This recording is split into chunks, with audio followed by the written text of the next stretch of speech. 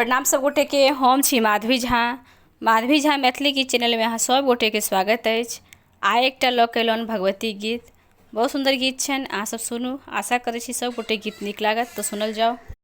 हमरे अंगना हो, हमरे अंगना हो, हमरे अंगना एली दुर्गा भवानी। हमरे अंगना एली दुर्गा भवानी। हमरे अंगना, हमरे अंगना हो, हमरे अंगना हो, हमरे अंगना एली दुर्गा भवानी। हमरे अंगना एली दुर्गा भवानी। हमरे अंगना लाले अरहुल तोरी डाली सजेलौं।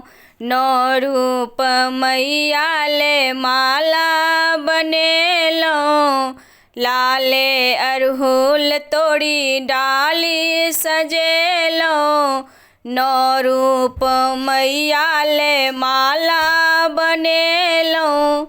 पूजब हम जननी, पूजब हम जननी अपन अंगना हो। अपन अंगना एली दुर्गा भवानी। हमरे अंगना एली दुर्गा भवानी। हमरे अंगना साँझ भोर मैया के गीत हम गायब।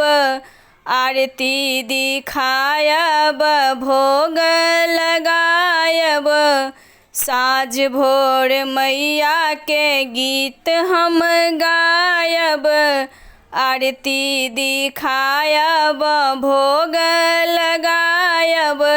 जयंती खसायब, जयंती खसायब अपन अंगना हो।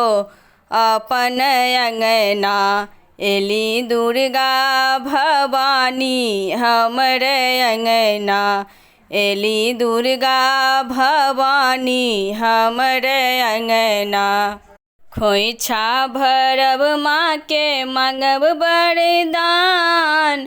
खिल खिल अंगना गोद संतान। खोइछा भरब माँ के मांगब वरदान। खिले खिले अंगना गोद संतान।